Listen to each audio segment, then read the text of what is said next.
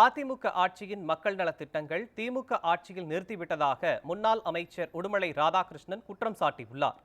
பொள்ளாச்சி அதிமுக வேட்பாளர் கார்த்திகேயனை ஆதரித்து உடுமலை சட்டமன்ற தொகுதிக்குட்பட்ட கோலார்பட்டி, கூளநாயக்கன்பட்டி, குண்டல்பட்டி உள்ளிட்ட பகுதிகளில் அதிமுக எம்எல்ஏ ராதாகிருஷ்ணன் வாக்கு சேகரிப்பில் ஈடுபட்டார்.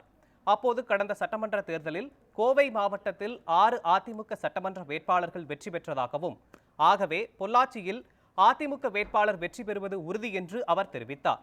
அதிமுக ஆட்சியில் செயல்படுத்தப்பட்ட விலையில்லா ஆடு மாடு, தாலிக்கு தங்கம், முதியோர் உதவித்தொகை போன்ற பல திட்டங்கள் கடந்த 3 ஆண்டு கால திமுக ஆட்சியில் கிடப்பில் போடப்பட்டதாகவும் உடுமலை எம்எல்ஏ ராதாகிருஷ்ணன் குற்றம் சாட்டினார். நடைபெற இருக்கின்ற நாடாளுமன்ற தேர்தலில் நம்முடைய வெற்றி வேட்பாளராக பொள்ளாச்சி நாடாளுமன்ற தொகுதியிலே கார்த்திக் அப்புசாமி அவர்களை நிறுத்தியிருக்கின்றார். அவருடைய வெற்றி வாய்ப்பு என்பது ஏற்கனவே 6 சட்டமன்ற தொகுதிகளில் நான் ஏற்கனவே சொன்னதைப் போல 6 சட்டமன்ற தொகுதியிலே நாங்கள் வெற்றி பெற்றிருக்கின்றோம். 6 சட்டமன்ற தொகுதியிலே நான் உடுமலைப்பேட்டை சட்டமன்ற தொகுதியிலே 25,000க்கும் மேற்பட்ட வாக்குகளிலே வெற்றி பெற்றிருக்கின்றேன். எங்களை பொறுத்தவரை இன்றைக்கு நாங்கள் செல்கின்ற இடமெல்லாம் நீங்கள் வந்திருந்தால் தெரியும், ஒவ்வொரு ஊரிலும் ஆயிரக்கணக்கான மக்கள் திரண்டு வந்து வரவேற்பை கொடுக்கிறார்கள். ஏனென்று சொன்னால், நான் சொல்கிறேன், ஒவ்வொரு ஊராட்சிக்கும் நான் என்னென்ன பணிகளை செய்திருக்கின்றேன், எத்தனை பேர்த்துக்கு ஆடு கொடுத்துருக்கேன், எத்தனை பேர்த்துக்கு மாடு கொடுத்துருக்கேன், எத்தனை பேர்த்துக்கு கோழி கொடுத்துருக்கேன், எத்தனை பேர்த்துக்கு தாலிக்கு தங்கம் கொடுத்துருக்கேன், எத்தனை பேர்த்துக்கு பட்டா கொடுத்தேன், எத்தனை பேர்த்துக்கு ஓஏபி கொடுத்தேன், எத்தனை பேர்த்துக்கு தாலிக்கு தங்கம் கொடுத்தேன், எத்தனை பேர்த்துக்கு சைக்கிள் கொடுத்தேன், எத்தனை பேர்த்துக்கு லேப்டாப் கொடுத்தேன், முதியோர் ஓய்வு தொகை எவ்வளவு பேர்த்துக்கு கொடுத்தேன் என்று பட்டியலிட்டு சொல்கின்றேன்.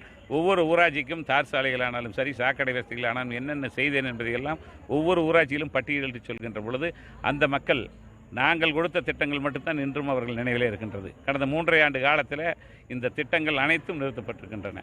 ஆகவே எந்த திட்டத்தையும் இந்த அரசு கொடுக்கப்படவில்லை. ஆகவே மக்கள் கடுமையான கோபத்தில் இருக்கின்றார்கள். அப்படி இருக்கின்ற பொழுது இப்போது நாடாளுமன்ற தேர்தல், வருகின்ற சட்டமன்ற தேர்தலுக்கு ஒரு முன்னோட்டம் என்பதை நாங்கள் அவர்களிடத்தில் சொல்கின்ற போது, அந்த முன்னோட்டத்திற்கு மிக அதிக வாக்குகளை நீங்கள் அளிக்க வேண்டும் என்று சொன்னோம்.